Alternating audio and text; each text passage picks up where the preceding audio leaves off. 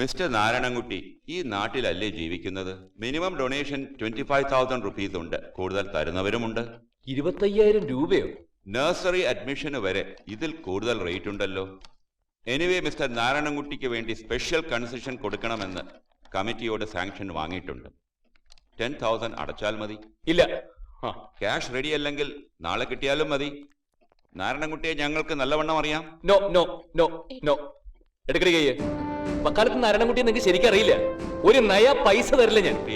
വിദ്യാർത്ഥിക്ക് അവകാശപ്പെട്ട സീറ്റാണ്. അതിനെന്തിന് ഡൊണേഷൻ? പിന്നീട് എന്തൊരു നേഷൻ ഇത്? ഈ അഴിമതിക്ക് കൂട്ടു നിൽക്കാൻ നാരായണൻകുട്ടിയെ കിട്ടില്ല. സമ്മതിക്കില്ല ഞാൻ. Please no. എങ്കിൽ നോ അഡ്മിഷൻ. അവർ പണം നിന്നോട് ചോദിച്ചതിന് ഇപ്പൊ തെളിവില്ല. നീ പണം അടച്ച് രസീത് വാങ്ങിക്ക്. നിയമപരമായി നമുക്ക് അവരെ തോൽപ്പിക്കാം. തോൽപ്പിക്കണം. എന്റെ മാത്യു നമ്മുടെ വിദ്യാഭ്യാസ രംഗമാകെ കുത്തഴിഞ്ഞു കിടക്കില്ലേ? കുത്തഴിഞ്ഞു കിടക്കുന്നതൊക്കെ നീ വീണ്ടും കൂട്ടിക്കെട്ടിക്കൊള്ളൂ, എങ്ങനെ വേണമെങ്കിലും. ബട്ട് മാത്യു എങ്ങനെ ഈ കേസ് ഏറ്റെടുക്കും? ആ കോളേജ് മാനേജ്മെന്റിന്റെ ലീഗൽ അഡ്വൈസറായിട്ട് അവർ മാത്യുവിനെയാണല്ലോ കണ്ടിരിക്കുന്നത്. തീരുമാനം എടുത്തു കഴിഞ്ഞു. ഇനി മാത്യു ഒന്ന് സമ്മതം മൂളിയാ മതി. നീ ആ വിവരം നാരായണൻകുട്ടിയോട് പറഞ്ഞില്ലേ? ഞാൻ അറിഞ്ഞില്ല. I am very very sorry. ഞാനത് നിന്നോട് പറഞ്ഞില്ല, വിട്ടുപോയി. നമ്മുടെ എക്സ് മിനിസ്റ്റർ ശശീറ കുറുപ്പിന്റെ സണ്ണിലയുടെ ഫാദറാണ് കോളേജിന്റെ ട്രസ്റ്റി. ആ നാരായണൻകുട്ടി കാപ്പുടിച്ചിട്ട് പോയാൽ മതി. No thank you. Iyer sir കാര്യങ്ങൾ വളരെ ഭംഗിയായിട്ട് തന്നെ പറഞ്ഞു. ഈ കേസ് എങ്ങനെ കൈകാര്യം ചെയ്യണമെന്ന് എനിക്കറിയാം. വക്കാലത്ത് നാരായണൻകുട്ടിക്ക് ആരുടെയും വക്കാലത്ത് ആവശ്യമില്ല എന്റെ സ്വാമി.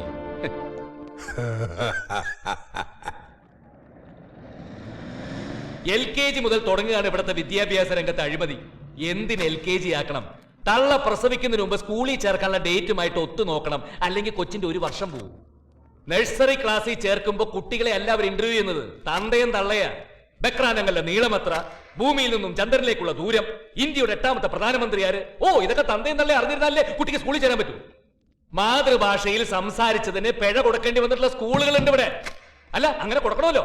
എന്നാലല്ലേ നമ്മുടെ ഭാവി തലമുറ എനിക്ക് മലയാളം കുറച്ച് അറിയുന്ന സംസാരിക്കുള്ളൂ. പിന്നെ പിരിവ്, എന്തെല്ലാം രീതിയിലാണ് ഇവിടെ പണപ്പിരിവ്. സംഭാവന, building fund, furniture fund, bathroom construction fund. എന്റെ സഹോദരിക്ക് വേണ്ടി വിദ്യാനികേതൻ കോളേജിൽ അഡ്മിഷന് പോയപ്പോ അവിടുത്തെ മാനേജ്മെന്റ് ആവശ്യപ്പെട്ടത് 10,000 രൂപയാ. അതിന് തെളിവ് വല്ലതുമുണ്ടോ മിസ്റ്റർ നാരായണൻകുട്ടി? ഉണ്ട് സാർ. പണം അടച്ചതിന്റെ റെസിപ്റ്റ്. എന്തേ പാവപ്പെട്ടവർക്കൂടെ പഠിക്കണ്ടേ? പക്ഷെ സർക്കാർ കോളേജുകളിൽ പണപ്പിരിവില്ലല്ലോ, അവിടെ പഠിപ്പിക്കാമായിരുന്നില്ലേ? എന്റെ സഹോദരി 1ാം വർഷം ഡിഗ്രിക്ക് പഠിച്ച വിഷയം ഇവിടുത്തെ ഗവൺമെന്റ് കോളേജിൽ ഇല്ല. ഇവിടെ പാഠ്യപദ്ധതിയിൽ 100,000 വിഷയങ്ങൾ ഉണ്ടാക്കി അത് ഗ്രൂപ്പ് തിരിച്ച് ഇവിടുത്തെ പ്രൈവറ്റ് കോളേജുകൾക്ക് വീതിച്ചു കൊടുത്തിരിക്കുകയല്ലേ സർക്കാർ, അഴിമതിക്ക് കൂടുതൽ വകുപ്പുണ്ടാക്കാൻ. അല്ല, സംഭാവന എന്നാൽ സ്വന്തം താല്പര്യത്തോടെ സ്വമേധയാ കൊടുക്കുന്ന ഒന്നല്ലേ? അതെങ്ങനെ നിയമവിരുദ്ധമാണെന്ന് പറയും? സംഭാവന എന്നൊരു ഓമന പേരിട്ടിട്ട് ഈ പിടിച്ചു പറയെ, ഈ പകൽക്കൊള്ളിയെ നിയമവിരുദ്ധമല്ല എന്നാക്കി തീർക്കാനുള്ള നിങ്ങളുടെയൊക്കെ വ്യാഖ്യാനം കൊള്ളാം. നിങ്ങളെ പോലുള്ളവരാണ് ഇത്തരത്തിലുള്ള അഴിമതികളൊക്കെ പ്രോത്സാഹിപ്പിക്കുന്നത്. ഇതിനെതിരെ പ്രതികരിക്കാൻ ഇവിടെ ഒരു ജനകീയ പ്രസ്ഥാനവും ഇല്ല. ഇനിയിപ്പോ ആരെങ്കിലും പ്രതികരിച്ചാലോ അവരെ പ്രോത്സാഹിപ്പിക്കുന്നതിന് പകരം ഒറ്റപ്പെടുത്തുക. ഇതൊക്കെയാണോ സാർ നിങ്ങളുടെ പത്രധർമ്മം? തന്റെ ഏട്ടന് 10,000 രൂപ തിരിച്ചു കൊടുക്കാം, പലിശ സഹിതം. But on one condition, Nivedita TC വാങ്ങി പോകണം.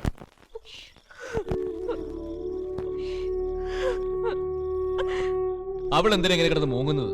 ഇവിടെ ആരും ചത്തില്ലല്ലോ. ഒരു നല്ല കാര്യം ചെയ്യാൻ നാട്ടുകാരോ സമ്മതിക്കില്ല, വീട്ടുകാരെങ്കിലും. മതിയടാ, നിന്റെ ന്യായവാദം മതി. എനിക്ക് കേക്കണ്ട. നീ കിടന്ന് തുള്ളുന്ന എന്തിനാണെന്ന് എനിക്കറിയാവടാ. 10,000 രൂപ അവക്ക് വേണ്ടി നീ എണ്ണിക്കൊടുത്തതിന്റെ എണ്ണമാണെങ്കിൽ ഇന്നാടാ. അമ്മേ, എന്തായി കാണിക്കുന്നത്? നിങ്ങൾ എല്ലാരും കൂടി എന്നെ ഇങ്ങനെ തീ തീറ്റിക്കരുത്. ഉള്ളുന്നുണ്ടല്ലേ മക്കളെ, ഒരു കുടുംബം സംരക്ഷിക്കാന്ന് പറഞ്ഞ അത്ര എളുപ്പമുള്ള കാര്യമില്ല. കണ്ട അണ്ടനെ അടപടനെ കേസിൽ കുടുങ്ങി രക്ഷിക്കുന്നതിന് നീ ചിലപ്പോ കിടപ്പാടം വരെ വിൽക്കാൻ തയ്യാറാവും. സ്വന്തം പെങ്ങളുടെ കാര്യത്തിലാവുമ്പോ സഹിക്കുന്നില്ലല്ലേ? ആരുടെയും മനസ്സ് നോവിക്കാൻ വേണ്ടിട്ടല്ലോ, നല്ലത് ആഗ്രഹിച്ചിട്ട് തന്നെയാ ഇതൊക്കെ ഇങ്ങനെ. പക്ഷെ തെറ്റായി പോയിന്ന് ഇപ്പൊ അമ്മയും.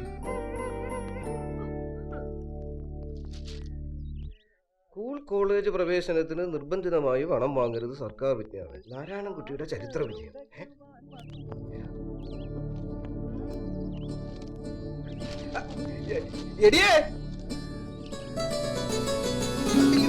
നീ എന്താ പറഞ്ഞത്? അവൻ മാറിയെന്ന്.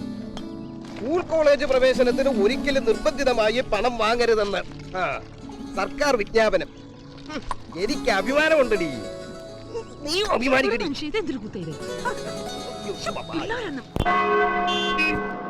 അയ്യോ, ചീഫ് ഗസ്റ്റോ? ഞാനോ? ലോക നിയമദിനത്തിന് സാർ തന്നെ ചീഫ് ഗസ്റ്റ് ആവണമെന്ന് ഞങ്ങൾ തീരുമാനിച്ചു കഴിഞ്ഞു. അതെന്റെ സ്കൂട്ടറാ. ഓ സോറി. ഈ മുഖ്യാതിഥിയായിട്ടൊക്കെ ഞാന് ക്ഷണനം നിരസിക്കില്ലെന്ന് ഞങ്ങൾക്ക് ഉത്തമ വിശ്വാസമുണ്ട്. ക്ഷണനം അല്ല കുട്ടി, ക്ഷണം. അതെ, എവിടെയാ ഫംഗ്ഷൻ? ലോ കോളേജില്. ഓ, കുട്ടിയുടെ അച്ഛൻ DGP ആണല്ലോ. ഇനിയിപ്പോ ഫംഗ്ഷൻ വന്നില്ലെങ്കിൽ പോലീസുകാരെ കൊണ്ട് തല്ലിക്കായിരിക്കും. ഓക്കെ, ഞാൻ വരാം. വെൽക്കം.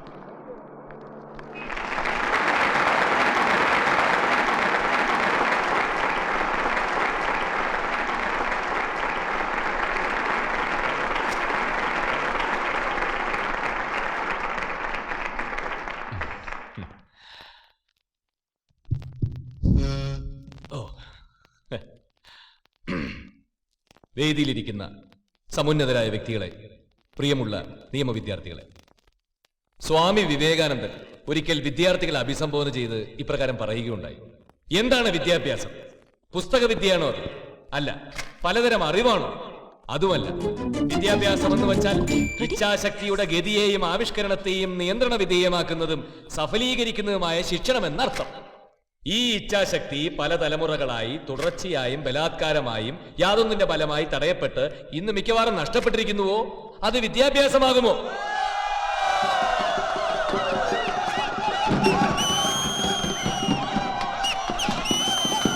നമ്മുടെ വളർച്ച മുറ്റിയിരിക്കുന്നു. വളർച്ചയ്ക്ക് വേണ്ട ഒന്നാമത്തെ വ്യവസ്ഥ സ്വാതന്ത്ര്യമാണ്. മനുഷ്യന് ചിന്തിക്കുവാനും സംസാരിക്കുവാനും ഒക്കെ സ്വാതന്ത്ര്യം വേണം.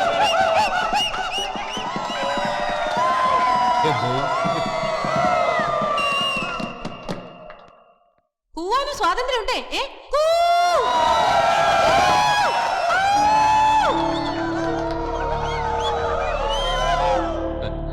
അതുപോലെ ഭക്ഷണത്തിലും വസ്ത്രധാരണത്തിലും വിവാഹത്തിലും വേണം സ്വാതന്ത്ര്യം.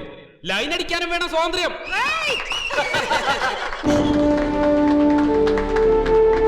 പിന്നെ ഈശ്വരൻ. ഇവിടെ എനിക്ക് ഒരു നേരത്തെ ആഹാരം തരാൻ കഴിയാത്തൊരു ഈശ്വരൻ സ്വർഗത്തിൽ നിത്യാനന്ദം നൽകുമെന്ന് ഞാൻ വിശ്വസിക്കുന്നില്ല.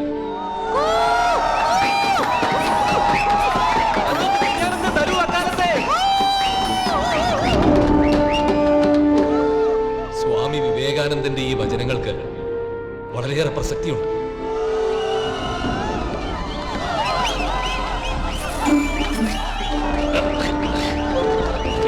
സ്വാമി വിവേകാനന്ദന്റെ ഈ വരി അറിയരുത്. സ്വാമി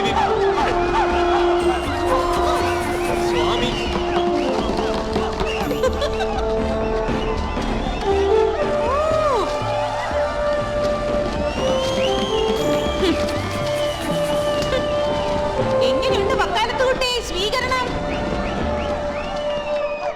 നീ ഇങ്ങനെ എല്ലാത്തിനും കേസ് കൊടുക്കാന്ന് പറഞ്ഞാൽ അവർ വിദ്യാർത്ഥികളല്ലേ? ആവിഷ്കാര സ്വാതന്ത്ര്യമുള്ള നാടല്ലേ ഇത്? ഇതൊക്കെ ഒരു സ്പോർട്സ്മാൻ സ്പിരിറ്റിൽ എടുക്കാനുള്ളതിന്. അവർ എന്നെ അപമാനിച്ചത് പോട്ടെ, വ്യക്തിപരം. പക്ഷേ സ്വാമി വിവേകാനന്ദന്റെ വരികൾ അവർ കൂവിയത് ആ വലിയ മനുഷ്യനെ അപമാനിക്കുന്നതിന് തുല്യം തന്നെയാ. ഇതൊന്നും അനുവദിച്ചു കൊടുക്കരുത് മാത്യു. നീ പറയുന്നതൊക്കെ എനിക്ക് മനസ്സിലാവുന്നുണ്ട്. പക്ഷെ നിന്റെ ഈ നിലപാട് പൂർണ്ണമായി അംഗീകരിക്കാൻ എനിക്ക് കഴിയുന്നില്ല. വേണ്ട വേണ്ട, നിന്റെ അടുത്തൊരു സഹായത്തിന് വന്ന് എന്നെ പറഞ്ഞാൽ മതിയല്ലോ. നാരായണൻകുട്ടി, നീ ഒരു സ്വപ്ന ലോകത്താണ്, യാഥാർത്ഥ്യങ്ങളിൽ നിന്നും വളരെ അകലെ. നീ ഇങ്ങനെ പോയാൽ ഒരു മാനിയക്കാവും, ലിറ്റിഗേഷൻ മാനിയക്, വ്യവഹാര ഭ്രാന്തൻ. സോറി, ഈ കേസിൽ എനിക്ക് താല്പര്യമില്ല, പ്ലീസ്. എനിക്കെല്ലാം മനസ്സിലാവൂടാ. നിന്റെ താല്പര്യങ്ങൾ, കരിയർ അല്ല, അതങ്ങനെ തന്നെ വേണം. അംബീഷ്യസ് ആയാലേ സക്സസ്ഫുൾ ആവാൻ പറ്റൂ. പഴയതൊക്കെ മറക്കാനും പുതിയ കാര്യങ്ങൾ മാത്രം ഓർക്കാനും കഴിയണം. നീ ഒരു വലിയ അഡ്വക്കേറ്റ് ആവണമെന്ന് മാത്രമേ ഞാൻ പ്രാർത്ഥിച്ചിട്ടുള്ളൂ. അഡ്വക്കേറ്റ് മാത്യുവിന്റെ സക്സസ് സ്റ്റോറിയിൽ ഒന്നു മാത്രം നിനക്ക് നഷ്ടപ്പെട്ടടാ, നന്മ. ദാ ഇതിനകത്തുള്ള നന്മ. എന്ന് നിനക്ക് തോന്നിയാൽ ഞാൻ എന്താ ചെയ്യുക? തുറന്നു പറയാലോ, ഇത്തരം സില്ലി കേസുകൾ വാദിക്കാൻ എനിക്ക് ബുദ്ധിമുട്ടുണ്ട്. Very good mister Mathew, I really appreciate you.